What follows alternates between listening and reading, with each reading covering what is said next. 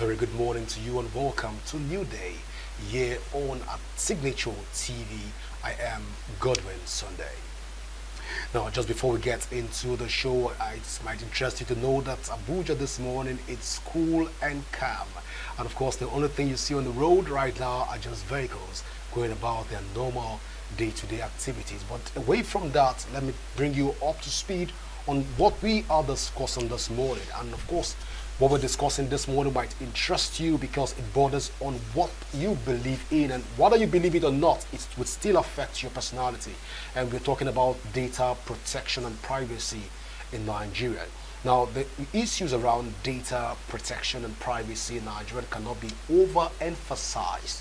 There is a need for continuous conversation around this area to ensure that we're able to protect ourselves, our information's out there, and also we're able to put stringent measures to ensure that informations out there cannot be used against us without our full permissions and authorization. Now, joining me in this conversation this morning is a cybersecurity expert in the person of Emmanuel Utibe. Emmanuel Utibe is a cybersecurity expert and has been at the forefront of cybersecurity advocacy in Nigeria. And he'll be talking to us this morning on data protection and privacy. Emmanuel Utibe, you're welcome to a new day on Signature TV. Yeah, good morning. I'm happy to be here. Good morning to you, and good morning, my fellow audience. God bless you all.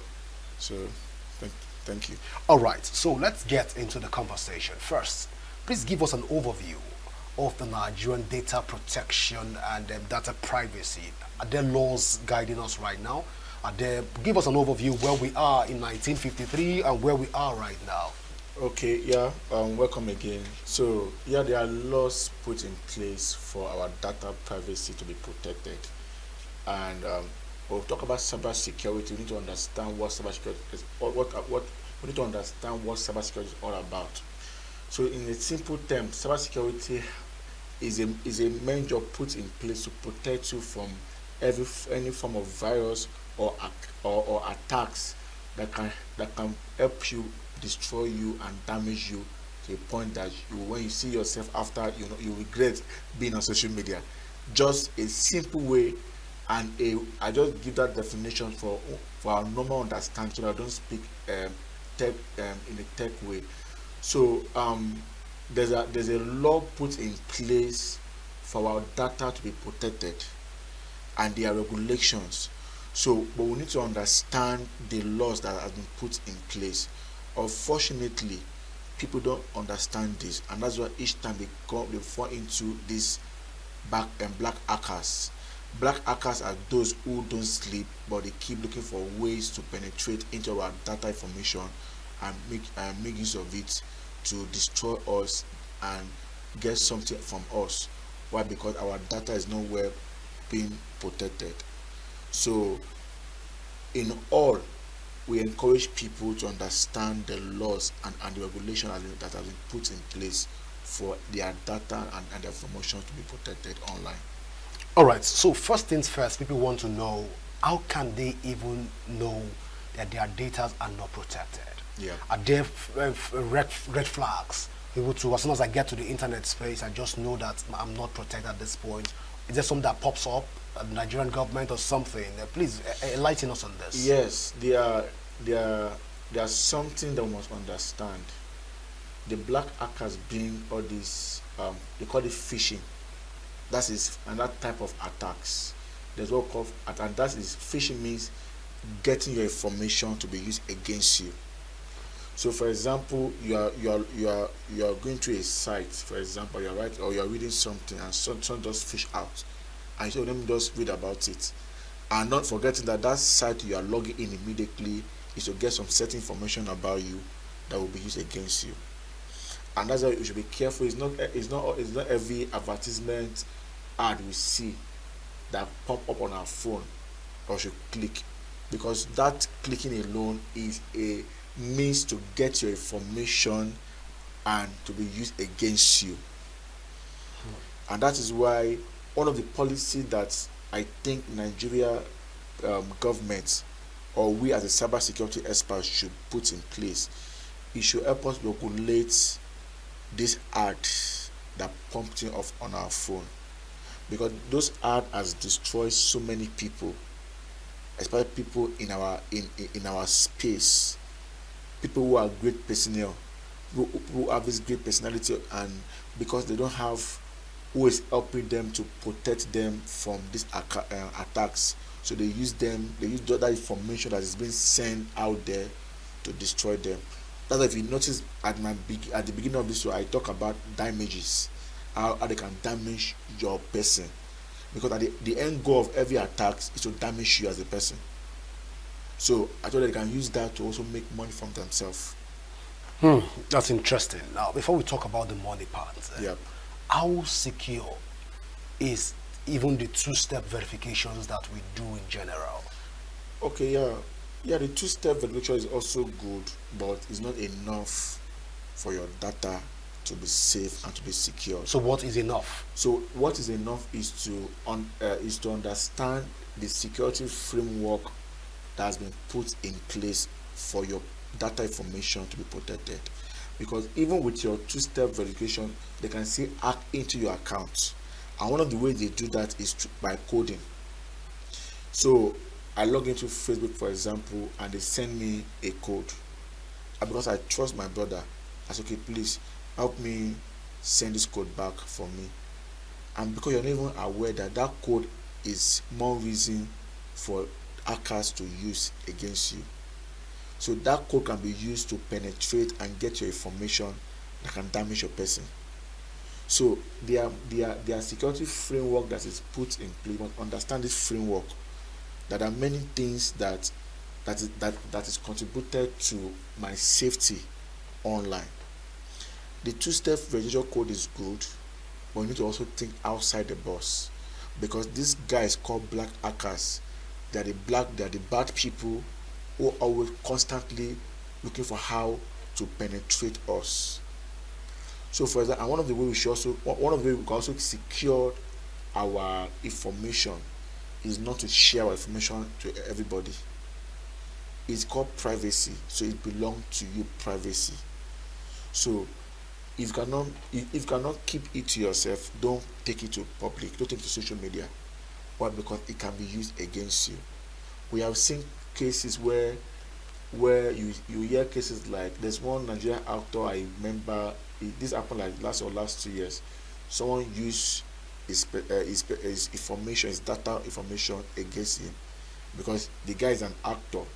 So what you just need to do is to replicate. He went to this software that they change your picture, or they use your picture as if you are the real owner of the picture. So they use the guy picture plus the guy information, so people thought is a real person. Meanwhile, that was a clone person, it's a fake person. So they use that to frustrate the guy by getting money. So that's the backside of this cyber crime, because there are no regulation put in place to protect people. And not as if they are not there, they are there. But it is how do we implement this policy? How do we implement this regulation so that people can see themselves being safe on social media?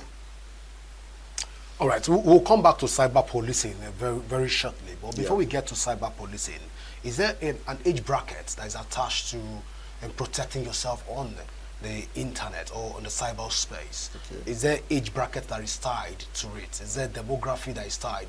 At what point should I be conscious of what I do on the internet, knowing that I can be attacked even on the social media space? Yeah, like there's no age bracket, honestly.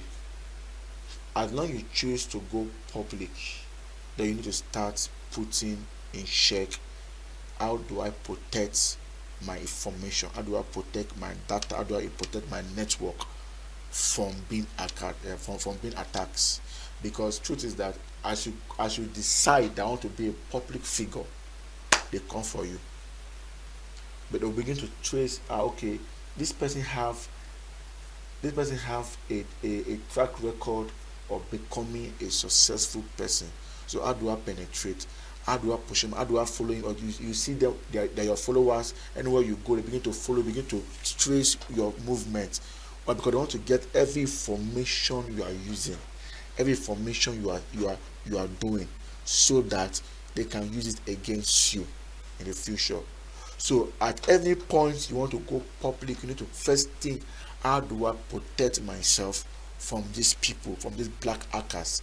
How do I keep myself on a safe zone so that they don't penetrate me, so that I'll be safe even when I'm doing my work, even when I'm doing my day-to-day activities, because people are watching. And because because social media is a platform for us to speak the things that we believe, speak the things that we do.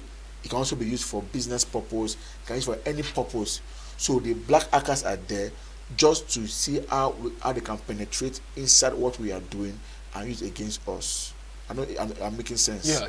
So we need to understand what are the security framework that is put in place, so that when I go into this public space, I can be protected. I can do my thing without no fear of my information being exposed or being tampered with, because that's why we have cyber security to help you to understand how your information can be kept safe. And it's important also to understand that every information that we put on social media is being stored somewhere. So people don't know where this information is going into. And this is where the black hackers use that information against us, because it's stored in the cloud.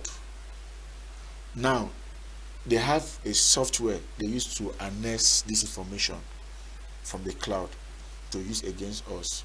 So now if they harness that information now and they try to penetrate it, and because you already build a solid framework around your data information, they will not be used tamper with. But imagine if after receiving your data and they want to penetrate you, and your data or the access is open, they can use against you. They can just pick the information and use that against you. So it's very important that at every point, the same way we protect our house from being attacked, we should also protect our data space, so that these black guys don't penetrate us. It's very simple. Just like, for example, the house matter, you close your door because you want to be safe. You close your gate.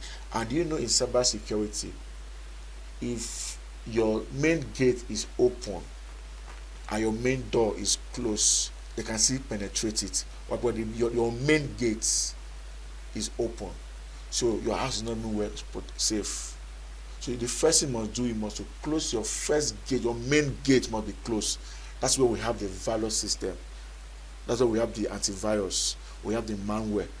We have the different type of virus put in place, so that they don't penetrate us. But people don't put this first protection system in place. They go first to the two-step verification that we'll talk about, because there are steps to all these things. So the first thing is to first build that solid framework for your organization. Because I know that people who also have companies that are listening to me. So before you even start to put more information out there, you must build your house. Your security framework must be solidified, so that when you start putting some checkpoints in place, every information you put in that data storage is being safe. All right. So while we're still on data storage, Yeah. let's look at the HTTP and the HTTPS. Yes. It is for people that are not well inclined with in the tech words. Yeah. We might not be able to distinguish when a site has HTTP and when a site has HTTPS. Yeah. So I ask, how can one be able to protect himself on the internet space with the HTTP and the HTTP? How do they work? Okay. Yeah. Thank God you have mentioned the two names, the HTTP. But the most important thing is that capital X. The X, if you see X, show that it is safe and it is secured. But if you just see only the HTTP, meaning it's not even safe very well. Meaning you are still vulnerable to attacks. So, but I want to bring something that is very important here. You can see that X that looks safe and still being attacked, because these black guys called the black hackers, they have come to understand that, because now there are a lot of awareness on social media on cyber security, so that they're also looking for ways to penetrate, to make sure that that X can be used against you. So let me give you a simple example. So I just, maybe you just know that, okay, if I see a website and this HTTPS is good for me, and you know that it's good, you log in. This guy will now bring an ad that will interest you. So that ad can pump into your phone.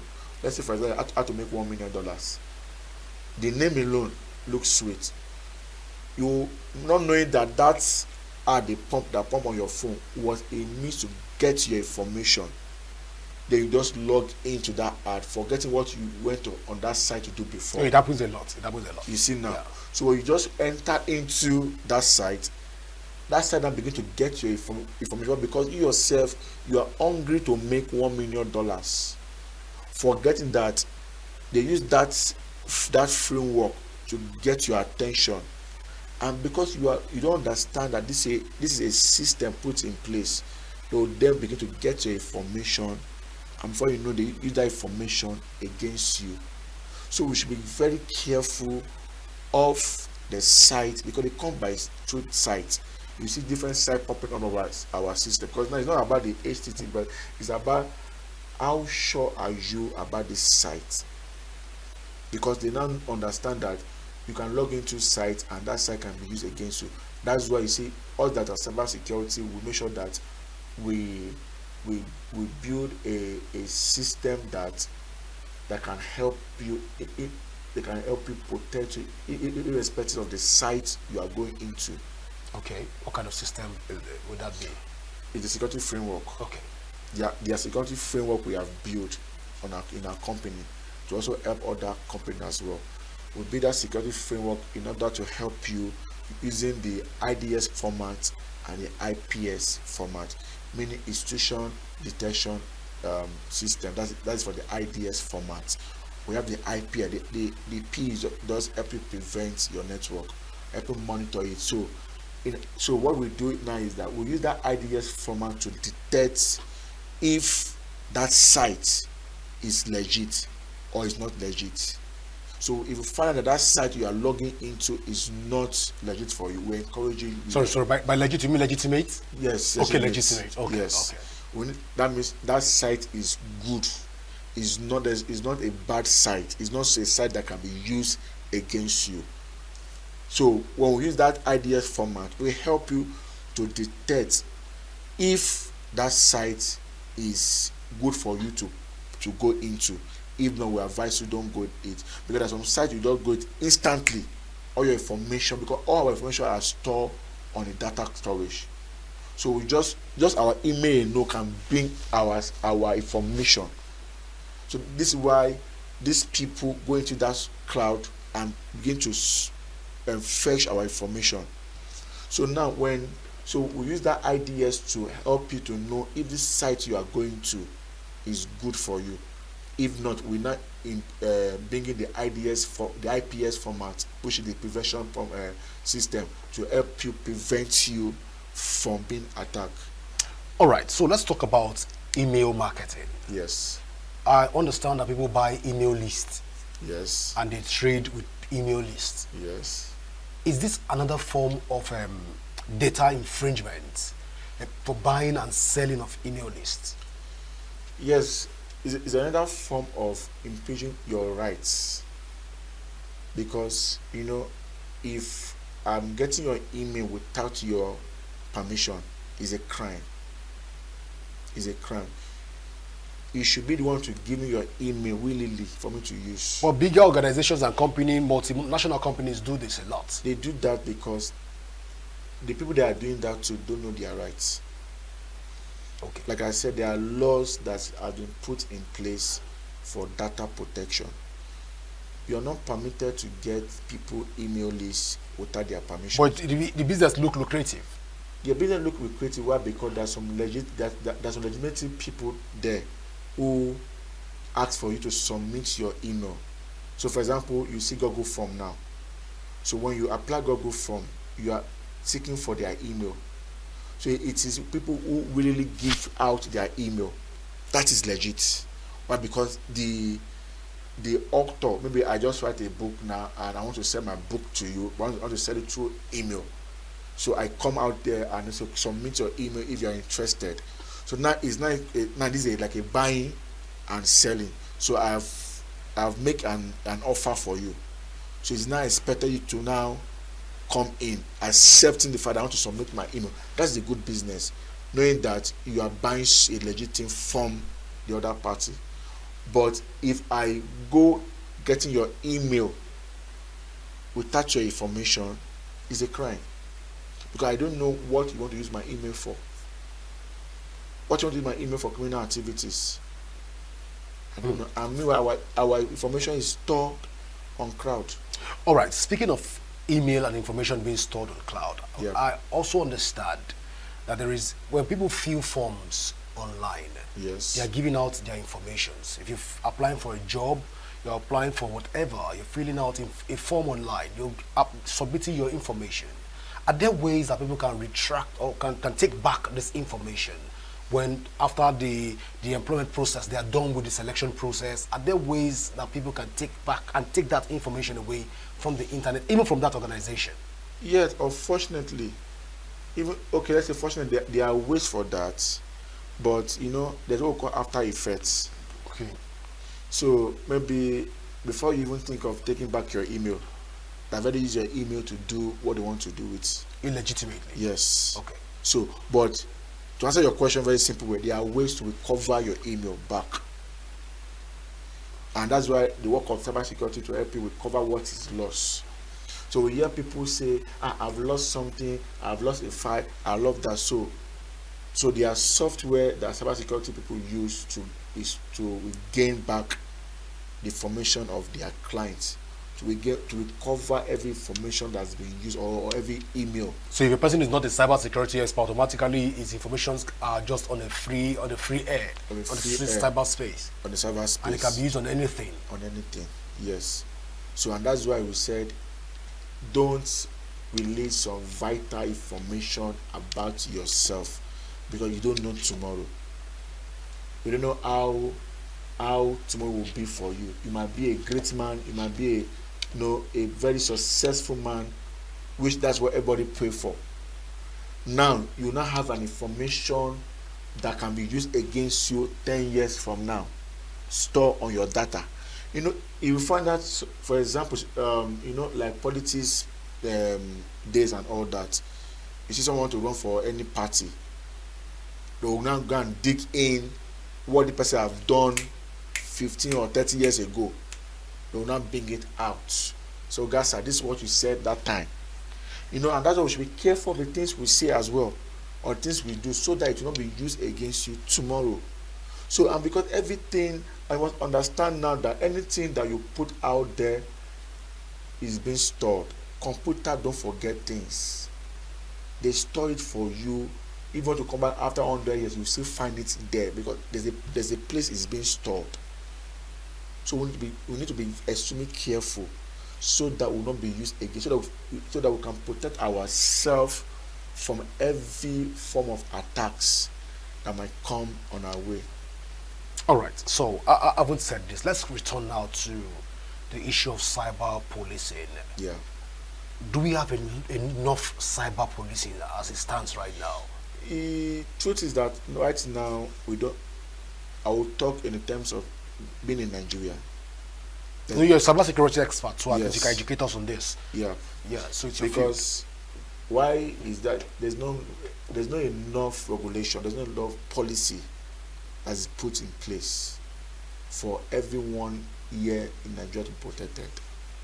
That's the truth. And if you meet with other people, other experts like us, you will hear them saying the same thing too. And it's not as if the law is not there. It's not as if the policy is not there. But how do we implement this laws so that every one of us can be protected online. So for example, you just say people will just come and give fake news, and it will just spread. Why? Because if there's a solid regulation on what you post, I don't think the damage should be too high. Now there are a lot of damages already. Why? Because there are no regulation that has been implemented. So it's not even enough to put this framework in place.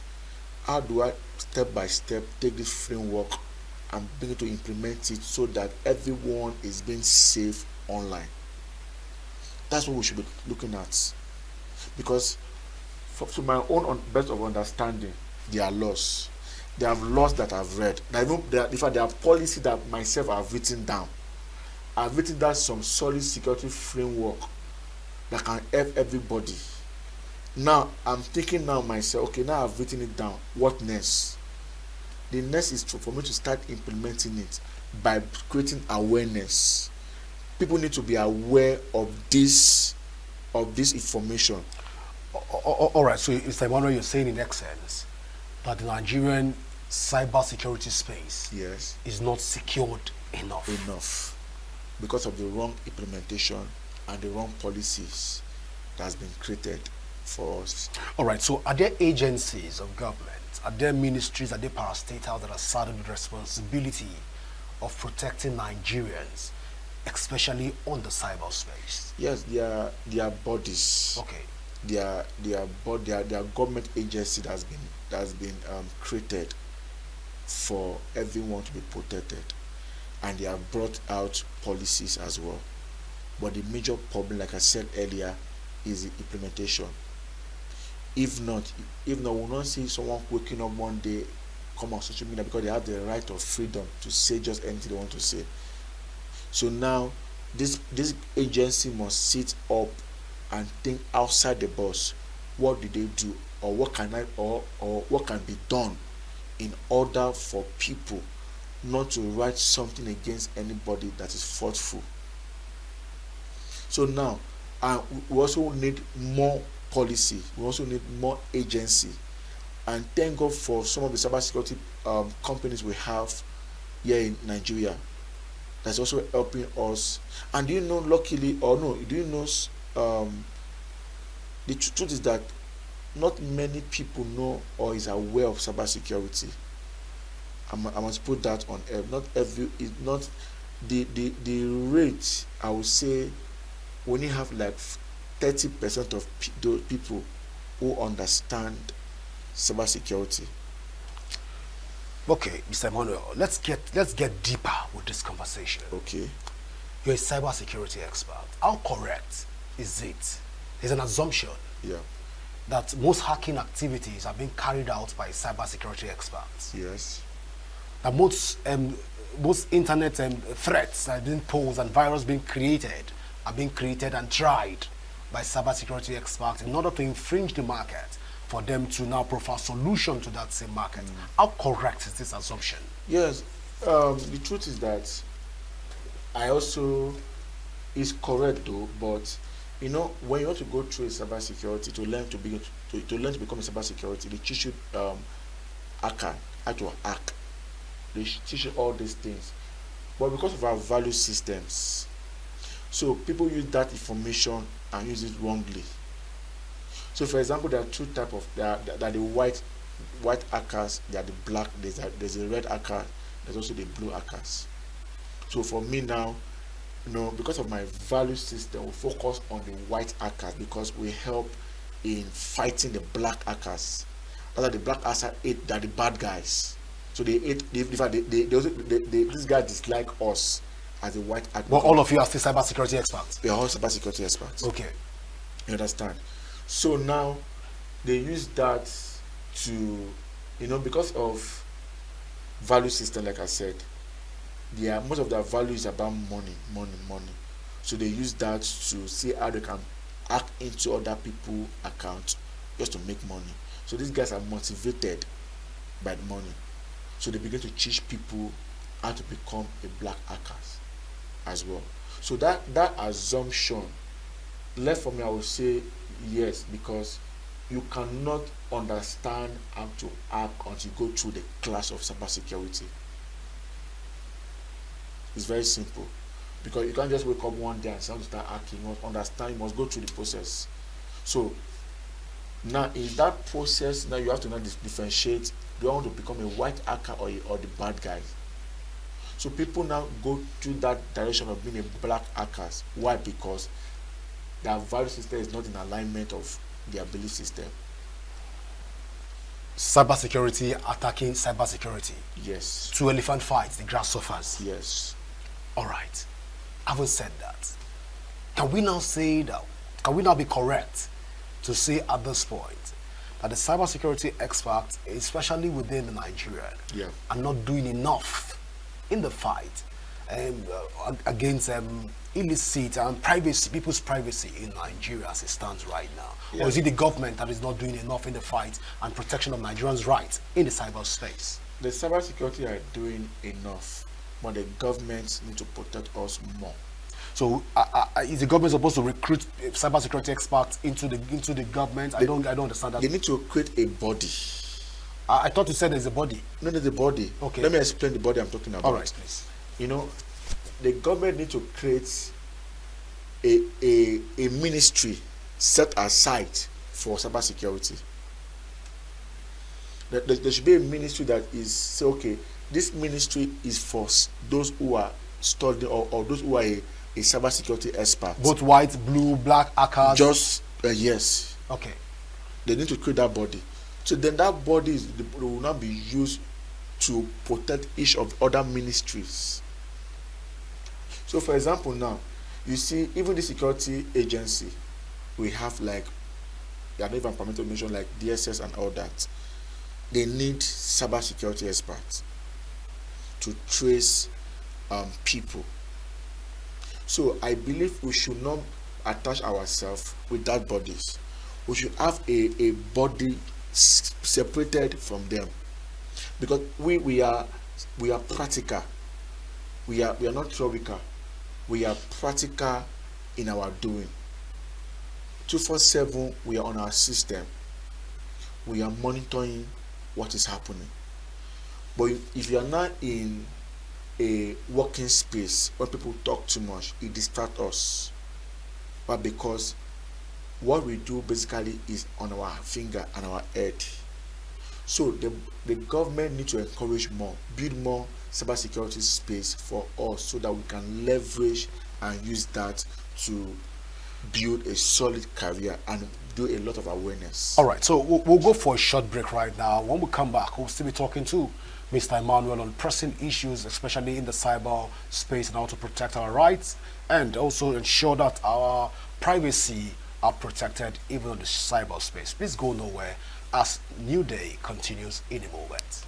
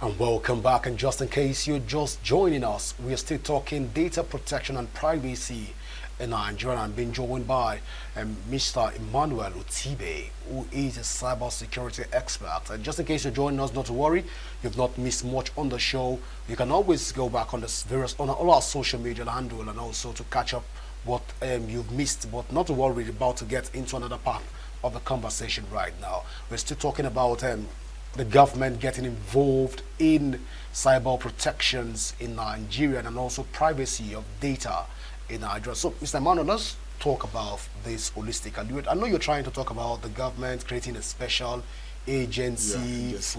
for this particular purpose, but won't this automatically throw us back into a banana republic where the rights of people might not be able to have a freedom of thought, consciousness and expressions, again as enshrined in chapter 4 of Nigerian Constitution, chapter 37, 38, chapter 36, 37, 38 and 39 of the Nigerian Constitution? Won't it be wouldn't it contradict the provisions of the Constitution if we create a department that protects data and at the same time monitor what people post and how they post it? Won't this be any form of infringement? I don't think that will affect fundamental human rights if there's a policy that is put in place that is rightfully made by a cybersecurity expert. Reason because you see, until we start to monitor what people post, the damages will not be too high. You see, people just wake up every day just to post just unnecessary things that are not supposed to be posted. And why I wanted that body to be created and supervised by cybersecurity experts is because cybersecurity experts know what they can do to protect you and to protect your privacy on social media. So let's say, for example, one of the frameworks should have been or should be, if you are post basically based on fun, because you go to a network space to have fun. You go there to meet with people. That's the essence of social media, not to use that to abuse your fellow human being. Now these days, social media have become something that is now negatively impacting people wrongly. So I believe this is where the experts should come in. How do I help people to help them think outside the box so that they don't impeach people's rights? They don't say because they have the right to speak. People say I have my right, I can say anything. I'm going to say something to impeach the right of other person. That is crime already. So the government need to come here and help us so that we are careful of the things we post. Emmanuel, what in the case where if this ministry is created, ministry is created and it will be supervised by the government, like you proposed? Yes. To be created and supervised by the government. Wouldn't this lead to some form of cabalotocracy, if you like to use that word? Wouldn't it lead to Mephistophelian cabals? Wouldn't this lead to some form of a control mechanism where people might not be able to express themselves again? This is what Nigerians, because if you are an expert and you're proposing this to the government, yes, we want to look at the pros and the cons of this whole policy that you are proposing. If at all the government listens to you at this point, so okay, let's look at this and create a blueprint for this. Won't the disadvantage outweigh the advantages? Okay. Because a lot of people in rural areas don't even live on the cyberspace. Of course. Like I said, I did not say the government should supervise. Okay. The government should create it and allow cybersecurity experts to stay on the front to supervise that body, because it's only cybersecurity that understand what they can do, or what policy they can create, or what system they can put in place in order for people's right to be protected. The same cybersecurity experts that have become black, same cybersecurity experts that have become blue, yes, the same one that become red, the same one that become white, all of them should be put inside the building. Not all. Okay. Not all, but so, and this is where the government come in for the regulation from the laws they'll create, because the government is creating this agency in order to fight the black hackers. And they won't be inside the government ministry. Now they will be inside the government ministry. So if there's a solid framework put in place, we can catch them. So that's why the government itself need to get people who are also cyber security experts that come in day to day to check the activities they are doing. So everything should be connected to one network that the government has seen. If not, even inside the midst of hackers, you can see cash the black hackers. That's why, if you remember, I said something about value system, because they will come as if they are innocent, as if they don't know these things. But who is checkmating them? So there must be a system that has been created to checkmate these people.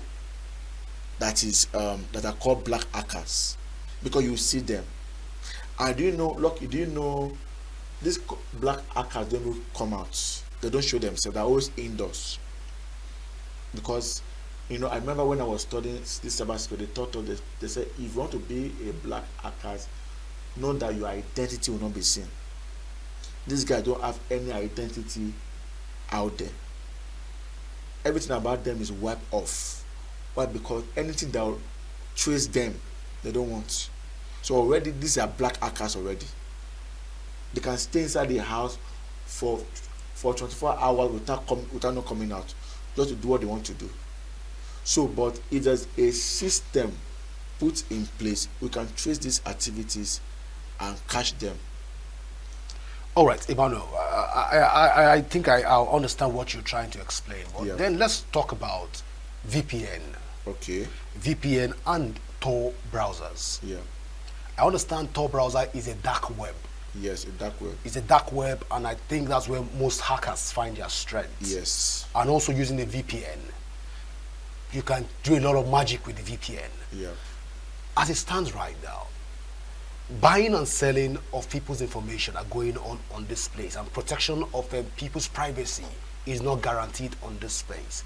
Are there modalities and structures that can be put in place, apart from the government, probably a policy by Cybersecurity Association of Nigeria, to ensure that some of this VPN does not operate in Nigeria, whatever sort of name you call it, and also Tor browsers and some other browsers like I don't want to mention names, but let's just use the black webs. The black webs. They don't exist in Nigeria. Are there ways we can shun this out to ensure that Nigerians are protected? Then cybersecurity expert like yourself can now focus on ensuring that people's data are protected.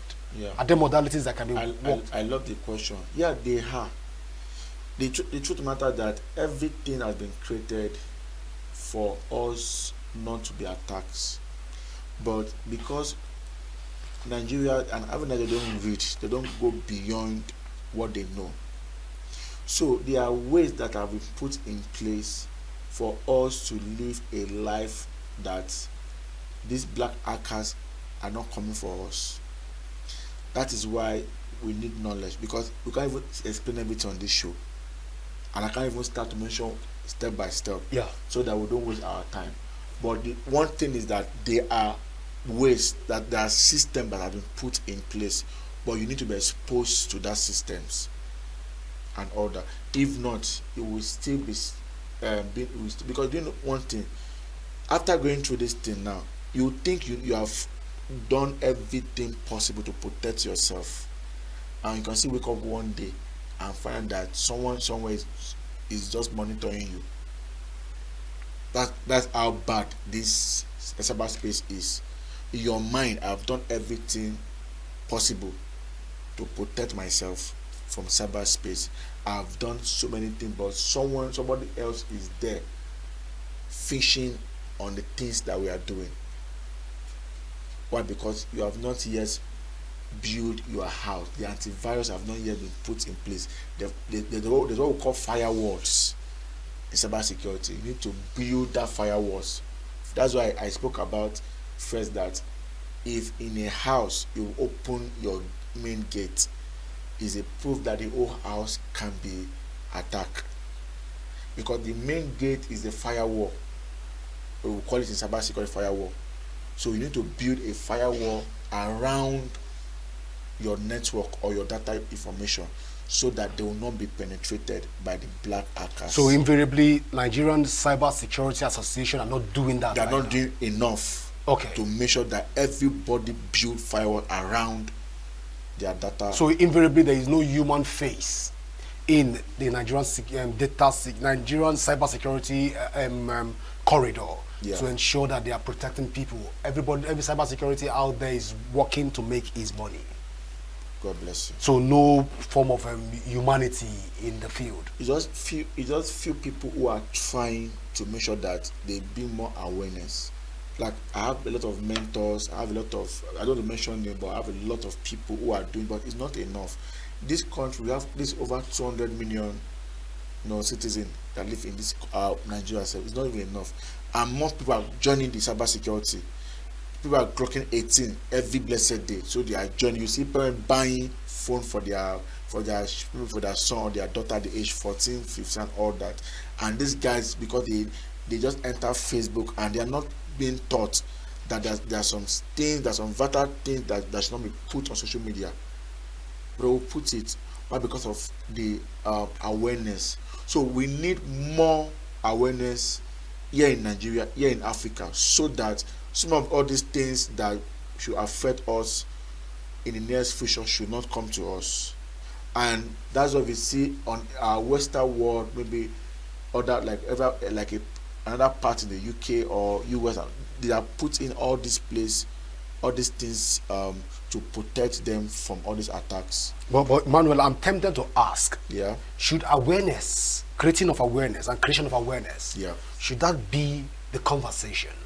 Or shouldn't the conversation be around we ensuring that underage or people below certain age cannot access some website and some social media platform? Shouldn't it be this conversation, Emmanuel?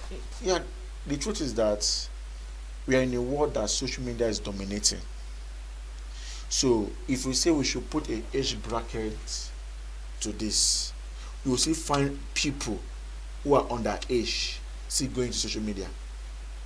So now our focus should be the awareness that even if a son of a boy of 14 years hide to go on social media, he should be aware that there's some certain things he should not do on social media, because age bracket does not prevent a crime from happening. Even in law, you hear a boy of maybe 8 or 9 raping someone. We hear it in law too. He also showed that age bracket cannot change people, but the law that is implemented can change people. So now we should make awareness that our data, our information is at risk if we don't build a security framework that protect us on social media platform. So we should focus on that awareness. We should take, that's what I say, it's not even enough. We need more people like me to come out and begin to speak about it, because we only have people that are doing it, but it's not enough. Emmanuel, just before I let you go, is it possible for our internet service providers Yes. to also be able to sell and transact with people's data and information? Is it possible? Is it possible for hackers to hack into various internet data providers, just various network service providers? Is it Yeah. possible for hackers to hack into their space, or they are protected already? It's very possible. It's very, very, very possible. If you read more, you see cases like one of our network provider was being hacked by a young guy and stole a lot of billions of dollars. So it's because, I know, mind you, I said something. These black hackers, they don't sleep. They're always coming up with strategy to hack your system. Those guys don't sleep. Even with all your code, they are trying to hack into that code.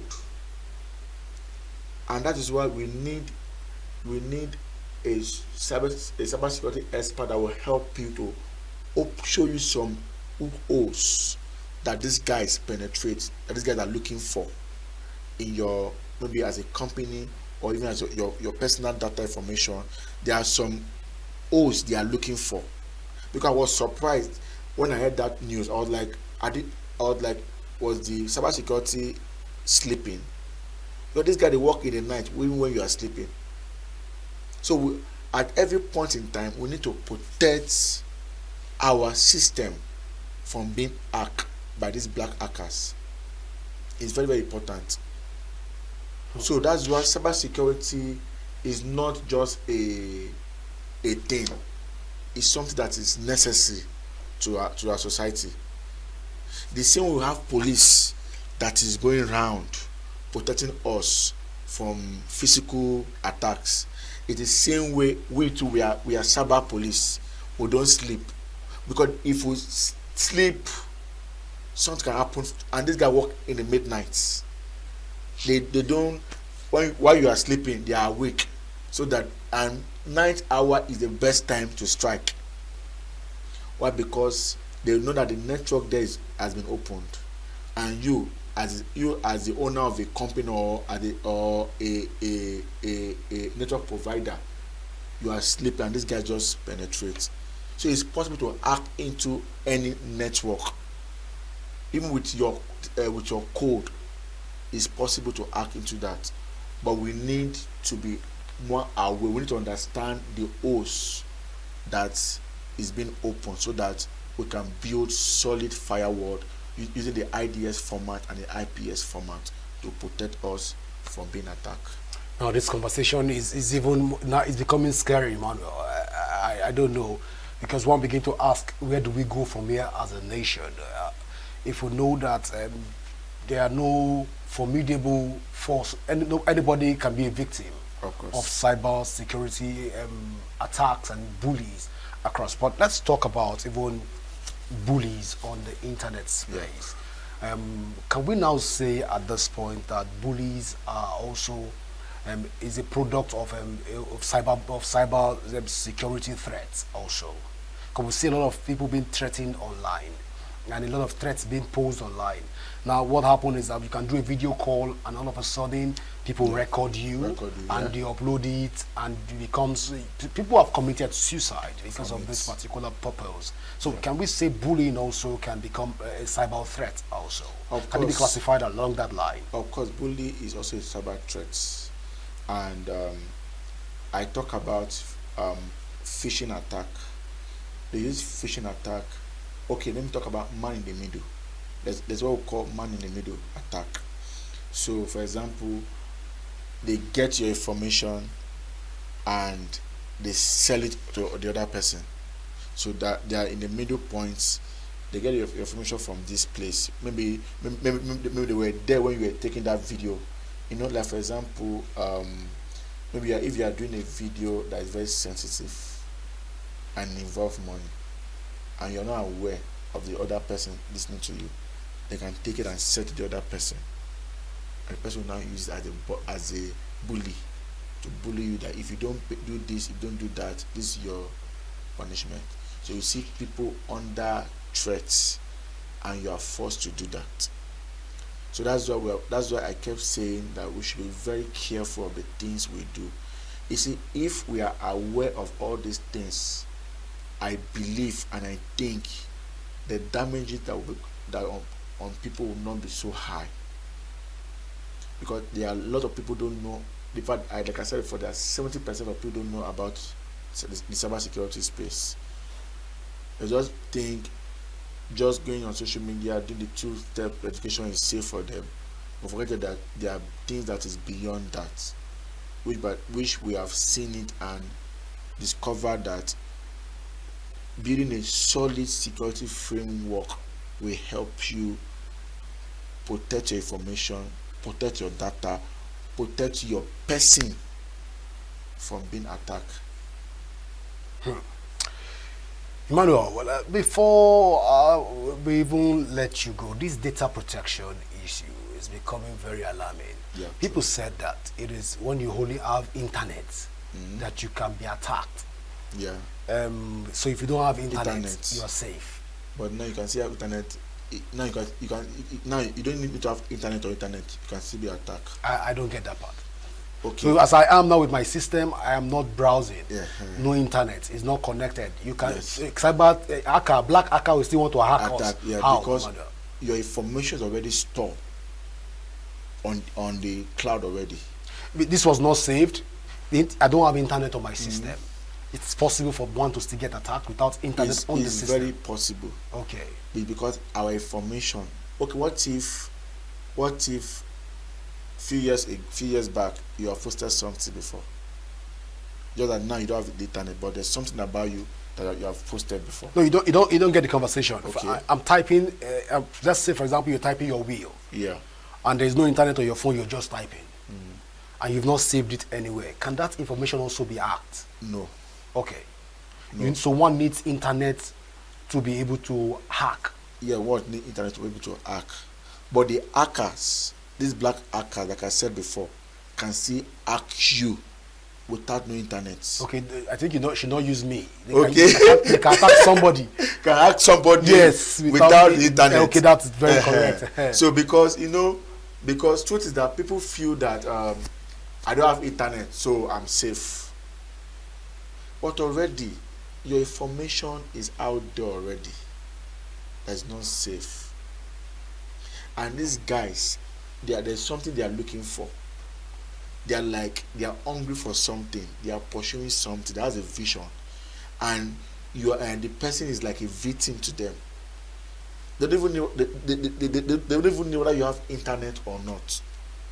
They will use it. Emmanuel, just as a takeoff. Yes. They said that the attack on cyber attack and also data attack on your data presence. Yes. And also your protection on the internet is tied largely to your profile. Yes, your profile. That most times the people that have money, their attacks come to them, so the poor people don't even get attacked. Is this correct? Of course. I will agree to that statement to a point, because now mostly is those that have money that has been affected.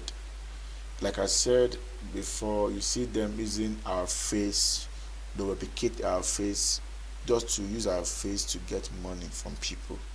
Because they believe that if I go on social media, for example, and put one celebrity face, I say, okay, this person need help, and because you're a fan of that person, you want to contribute money. Meanwhile, the original person is just there, not knowing what is happening, and is safe already. But these black guys replicate the person's face for money and all that. So you find out that there are many things to talk about to this topic, so many dimensions to it, so many levels to it. I know we want to go to many levels on this conversation, but the amount of time is already fast spent. I wanted to talk about a lot of things, and so especially with people living in rural areas, a lot of conversations are springing forth. I needed us to delve into that conversation, but we need to find more time to talk to you about all of this cyber and bullying and data protections, and also data privacy, probably in subsequent programs with you. All right, so I want to say thank you so much for being a part of a new day today, and you've truly been of impact to us today. At least viewers at home can attest to it. Viewers across the world can attest to this, that they've been able to pick one or two things from our conversation. Well, if you're a viewer out there, we want to encourage you to protect yourself, protect your data, and ensure that you are intentional about the protection of your data out there, because just like the world outside the internet space is real, so also the world inside the internet space appears to be very real also. We've seen a lot of things going on. People buy and sell on the internet space. Millionaires are emerging almost every day from the internet space. You need to take care of your data. You need to protect yourself, and that's what Mr. Emmanuel has been saying ever since. Protect yourself, protect your internet, protect your data. I want to say thank you so much for being a part of the show today. Till I come your way again, keep watching Signature TV. From all of us here on New Day Crew, we say bye for now, and do enjoy the rest of your day.